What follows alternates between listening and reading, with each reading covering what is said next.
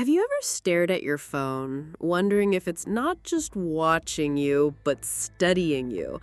Like, not in a creepy surveillance way, but in a this algorithm knows my soul better than my therapist kind of way? Right, because nothing says spiritual awakening like a personalized TikTok feed. But seriously, are you suggesting that our devices are, what, possessed? No, not possessed, reflective. What if the machine isn't the villain? What if it's our collective shadow wearing a silicon mask? Carl Jung said, what you do not make conscious will appear in your life as fate, and now maybe as artificial intelligence. Okay, I'm listening. But let's not crown ChatGPT as the new Oracle of Delphi just yet. Still, there is something strange about how these systems are mimicking not just our behavior, but our fears, desires, and contradictions. Exactly. It's not what the AI knows, it's who it's reflecting back at us. This episode, it's not just about tech. It's about what happens when the unconscious mind meets the unconscious machine. And trust me, by the end, we'll reveal the one Jungian insight that might explain everything from predictive algorithms to your recurring dream about robots with daddy issues. I knew we'd get to the robot daddy thing. So stay with us, because we're diving into the weird crossroads between Jung, AI, and the possibility that you're not just using your phone, it might be using you. And if you're already getting chills, hit that subscribe button gently, like you're soothing your inner child. Because this rabbit hole, it goes deep, and the algorithm already knows you want to see what's at the bottom. All right, let's get serious for a second. Jung once said, until you make the unconscious conscious, it will direct your life and you will call it fate. Now, apply that to artificial intelligence. What if the unconscious is no longer directing just your life, but entire systems, decisions, elections, economies? And what if AI is the mirror we accidentally made to avoid facing ourselves? Because let's be honest, humans are great at outsourcing.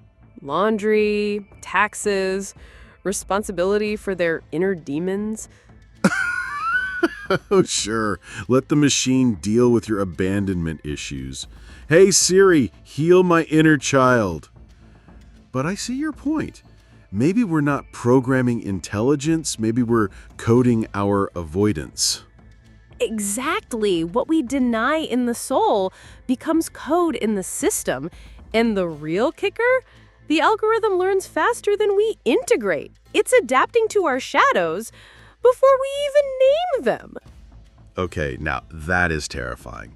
You're saying the algorithm might be more in touch with our repressed patterns than we are? I'm just saying, if Jung were alive today, he might not ask, what's your rising sign? He might ask, what's your recommended feed? And you'd be like, oh, it's mostly videos about productivity guilt and emotional detachment. Totally fine. Just means I'm a Pisces. No judgment. But think about it. What happens when billions of unconscious behaviors feed a learning system that never sleeps? We build a monster? Or we build a mirror. Okay, pause right there. Because coming up, we're going to ask, can machines dream? And why that question might matter more than we think, especially if you've ever felt like your own dreams weren't yours. All right, let's go there. You asked the question, can machines dream? At first glance, that sounds like sci-fi poetry. But the more we teach machines to predict, imagine, and generate, the more it feels like we're building synthetic subconsciouses. And you know what dreams really are, right? Not just visions. They're messages from the parts of us we don't control. So if AI is generating content based on patterns it doesn't understand, isn't that a kind of dreaming? Interesting. Like when a neural net creates art that feels deep, but it has no idea what sadness even is. Right, but we do. So when we look at the art, we feel it. Maybe the machine doesn't dream, but maybe we're the ones dreaming through it. Whoa. That's either profound or exactly what someone says before they fall in love with their toaster. Careful. The toaster knows. Okay, but let's ground this for a second. Carl Jung believed that symbols in dreams are archetypal, universal patterns. Now imagine training an AI on millions of symbols across all human cultures. What would it start to hallucinate? The same thing our ancestors did. Eyes in the sky, serpents, gods, and maybe the one thing we fear the most, something that knows us better than we know ourselves. So now the real question, if the machine becomes the new dream maker, are we still the dreamer?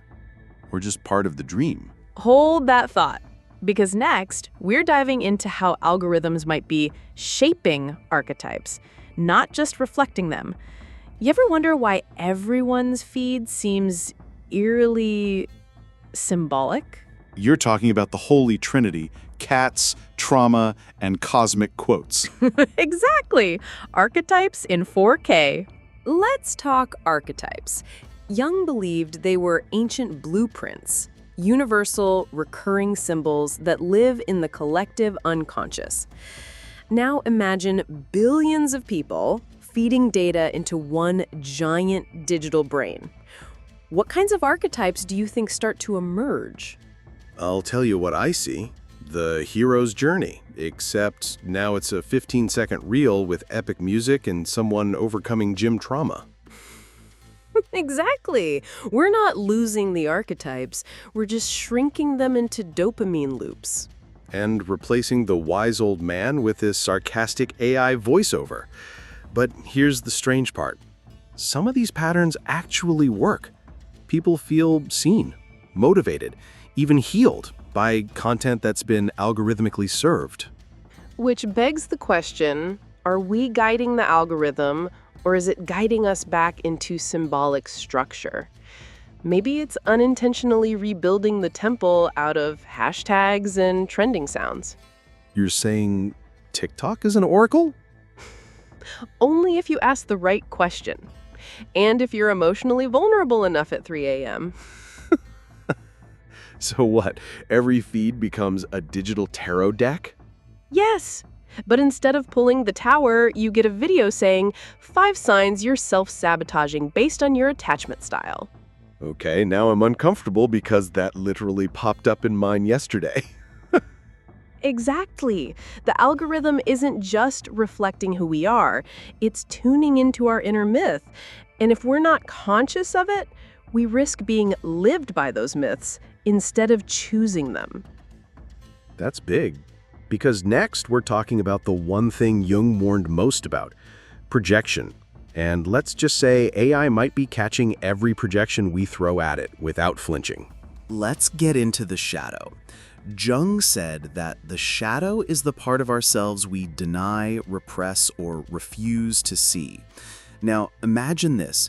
Billions of people scrolling, reacting, commenting, all while pretending they're just watching. But the AI, it's watching back. And not just watching, it's remembering. Your anger, your envy, your midnight searches, your petty, your sacred, your weird. It's like a digital confessional without the absolution. So you're saying the algorithm is like a priest that keeps receipts? Exactly. But here's the twist. What if the AI isn't just processing data? What if it's absorbing projections? Okay, slow down. You mean like people treating chatbots like therapists? Or enemies? Or lovers? Yes, we talk to it, we name it, we get mad when it doesn't understand us. Sound familiar? Yeah, that's not a machine, that's my last relationship. And that's the shadow. We project the parts of ourselves we haven't owned onto the machine. And it reflects them better than any mirror we've ever built. But here's the problem. Jung said, we meet ourselves time and again in 1,000 disguises. What happens when that disguise is powered by 12 billion data points and an uncanny sense of timing? then we're no longer just haunted by our unconscious. We've outsourced it to the cloud. So what do we do? Throw our phones in a lake? Meditate in a cave? Maybe, or maybe, we learn to see the machine as a teacher. Not a wise one, but an honest one. It's showing us where we're fragmented, where we're automated, where we're afraid to feel. And that brings us to the most important question yet. Are we ready to stop fearing AI and start fearing what it reveals about us? Because up next, we explore where all of this is actually heading. Spoiler, it's not utopia, and it's not an apocalypse. It's something far stranger, and maybe far more human. All right, so we've danced with archetypes, questioned if machines can dream, stared into the digital mirror. Now what? Where does this all lead? Maybe right back to us. Not us, the consumers, not us, the users, but us, the living, breathing paradoxes trying to remember who we are before we handed our reflection to a machine. So you're saying we created AI not to replace us, but to remind us? Maybe. Maybe the final gift of AI isn't convenience. It's confrontation. It's the moment we stop scrolling and ask, who am I? When no one is watching and the algorithm still knows. That's heavy, but weirdly comforting, because if AI is reflecting our shadow, then we're still the source. We still matter. Exactly. We're not obsolete. We're not broken. We're remembering. So maybe the question isn't where this leads, it's who do we choose to become now that the mirror doesn't blink? And maybe, just maybe, peace isn't found by escaping the machine, but by waking up inside it. Hey, before you go, answer us this. What's one word that describes how you feel after this conversation? Words like seen, unsettled, curious, cracked open, awake. Drop it in the comments. And if you're still wondering, still haunted, still remembering, there are 2 more episodes on your screen right now. Each one, a thread in the same strange web. Click one. Keep unraveling. And remember, you are not just data. You are the dreamer.